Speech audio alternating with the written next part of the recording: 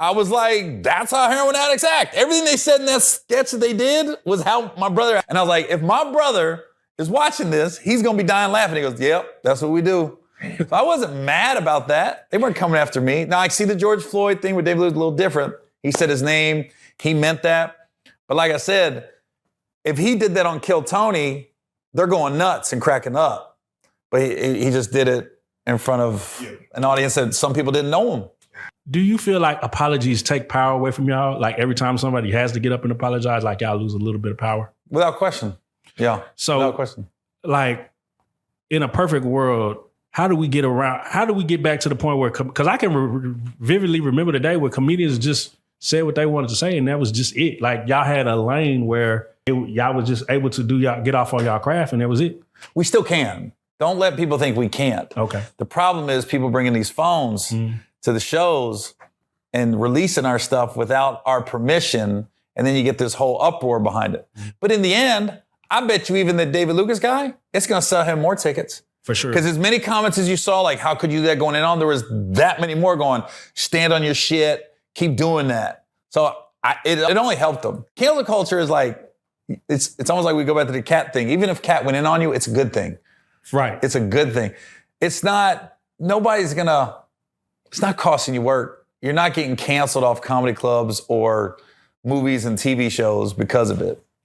Now, it seems like, because we're talking about these viral videos, like now it's like there's comedian beef now, which we've never seen. Like they actually, like they're online. Like, yeah, when I see you, like I just seen Mike Epps, he went at Shannon Sharp, like, yeah, you run up on me, it's gonna be pow, pow. He didn't mean it. I know but it's like, it's wild to see, like, wouldn't the comedians like have to feel like, are y'all toting pistols now? Like, no, I think it's all BS. I think it's all fun to me. I've rarely seen comedians get in fist fights. You know what I mean?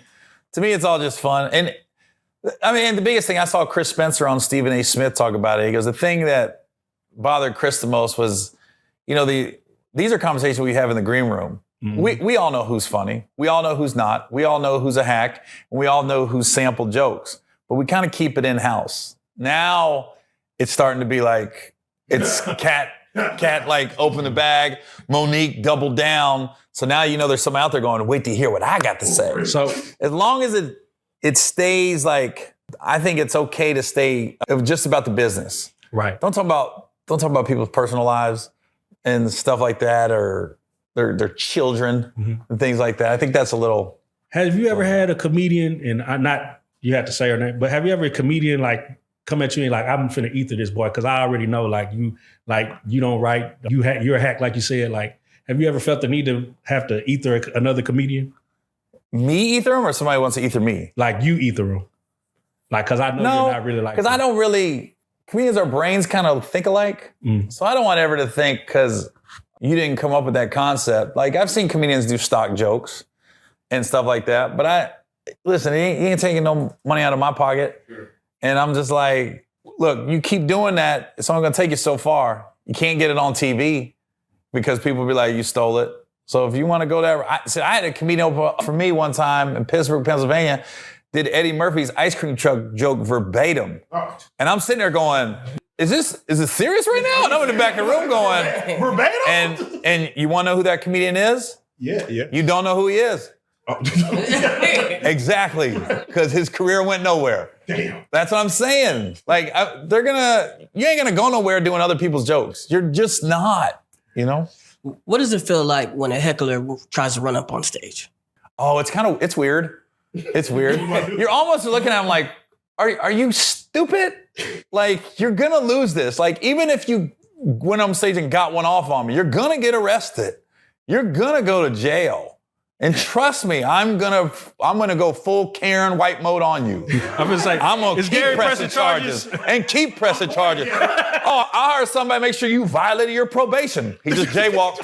Right, he jaywalked. Yeah, so if you want a lifetime of somebody just following you around, yeah, please run up on me. So what you're saying is comedians don't expect for hecklers to actually touch them.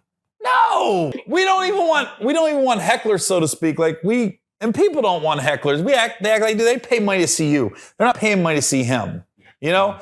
And even when people try to stand on business, so to speak, I'll tell you a funny story. It was like Procter & Gamble hired me to do a corporate event. Now, it was like the Black Workers Unite or something. It was all the black people at Procter & Gamble, basically. They hired me, and right before the show, I looked at the lady hiring me. I said, hey, is there any limits, anything I can't talk about? You want me to tell you? She goes, nah, we hired you to be you. I said, cool. So I'm thinking I can talk about sex, I can cuss, everything, right? I'm sitting there, and they got a big dance floor in front of the stage. Oh, so I really can't see who's on the audience because it's all the round tables and people are kind of eating as I'm up there.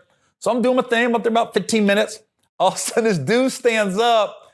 Right in my eye, goes, a white dude, right? It's all black people, but he's a white dude. He goes, hey, excuse me. He goes, hey, I'm just saying, you know, we got a little girl in the audience. Now, at this point, I don't even see this little 1-year-old baby.